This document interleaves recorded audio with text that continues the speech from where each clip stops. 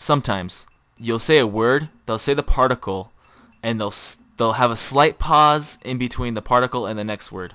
So watashi wa waizu desu. There's a slight pause in between particles and the next word. So you're separating the words. And also, wa is signifying, it's a flag for the previous word that you just said. It's saying watashi is the subject of the sentence. Now desu is a verb. So here we have the basic sentence structure of Japanese.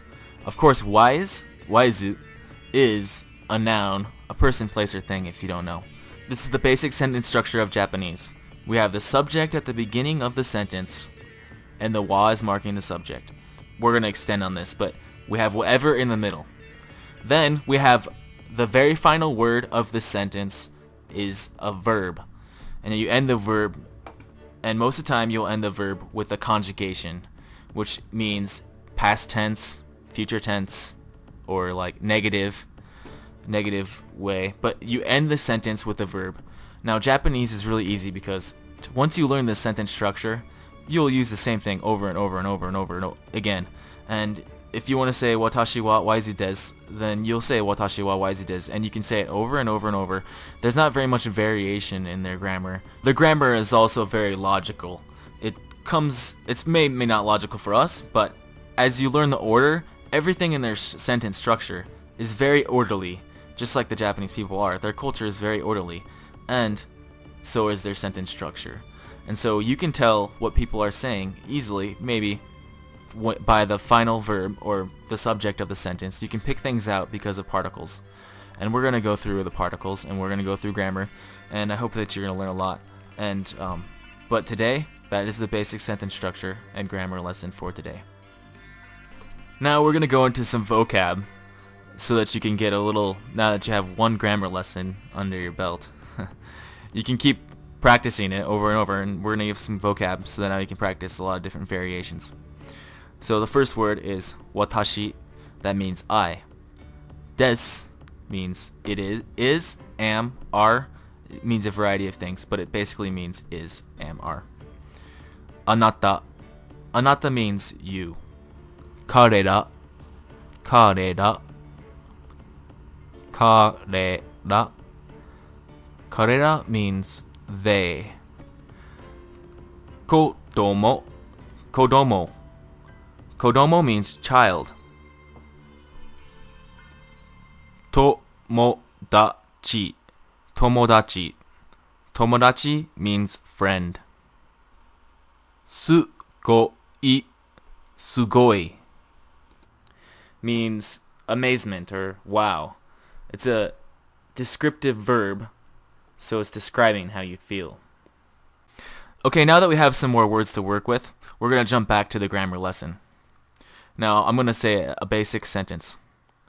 Anata wa kodomo desu. Anata wa kodomo desu. I said, you are a child. Now, here's a tough one. Sugoi.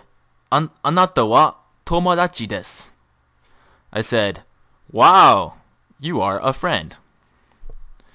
Wow, you are a friend. Sugoi. Anata wa tomodachi desu. Now the sugoi, you exaggerate it. It's fun too. But you will hear sugoi a lot in Japanese. And they use it for all sorts of situations. And that's one thing that's easy about Japanese too, is that there's a lot of words that they use over and over and over. And you can have variation also. But you can use a word over and over, and it's just fine, because everyone does that. And that's how the form of Japanese sentence structure goes. Now, a lot of people think this sounds kind of like Yoda or something, speaking like that. But where do you think George Lucas got that from?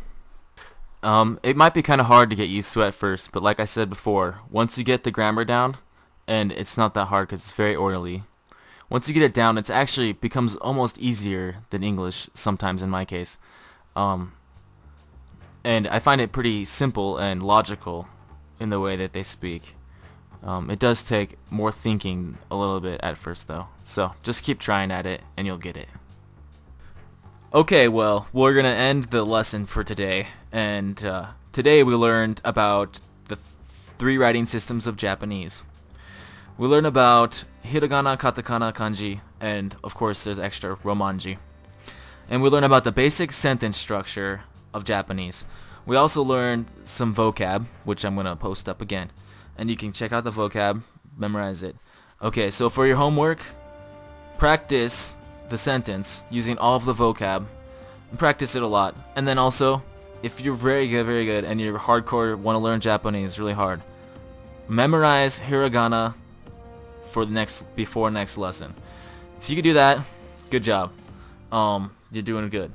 And if you already know it, good. It's going to get more difficult pretty quickly. I want to move this podcast pretty quick in a basic way so that people can learn quickly, but also be able to speak well.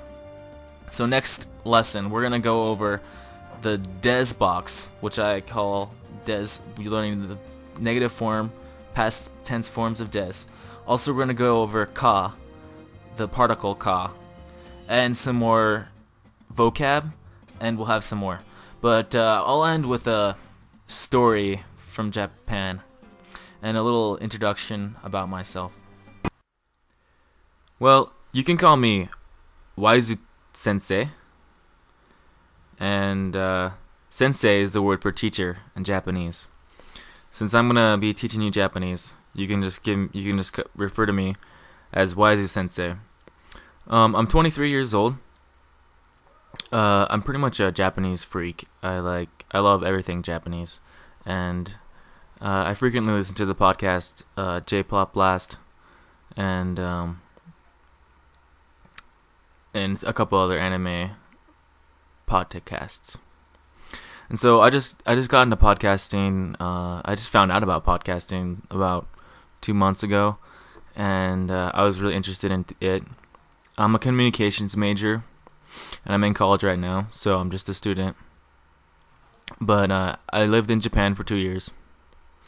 Pretty much how I got interested in Japanese was, I've pretty much been interested in the Japanese culture for a long time now. When I was a kid, I would watch Ninja Turtles or martial arts, and I was in ninjas and that kind of stuff, and I played Nintendo, and I was really into the Japanese culture. Around like 7th grade, I remember my social studies teacher, he showed us the Seven Samurai, and it was all in Japanese, but I thought it was really interesting. I thought the samurai were really cool, and I started doing all my reports and all of my school reports on Japan, and I really wanted to visit Japan someday. And in high school, I took a Japanese class for 2 years, when it was offered, and it went pretty good, and I just learned very basic Japanese, I'd have to say. But when I was 19 and to 21, I went to Japan, and I worked over there. It was really a great experience, and I became pretty fluent in Japanese in that 2 years. And I still have a lot of work to be done, a lot of vocabulary and grammar skills to learn, and of course writing. I'm not very good at writing or kanji or any of that. I'm just a speaker mostly, but I've really enjoyed my stay in Japan, and as we go along, I'm going to give more stories about Japan and about Japanese culture. So I hope that you come back next time. That's just my little self-introduction. You can feel free to email me at waizusensei@hotmail.com. Anyways, I'd like to get feedback from you, and thanks for joining me. Hope that you learn a lot of Japanese together. See you next time. またね。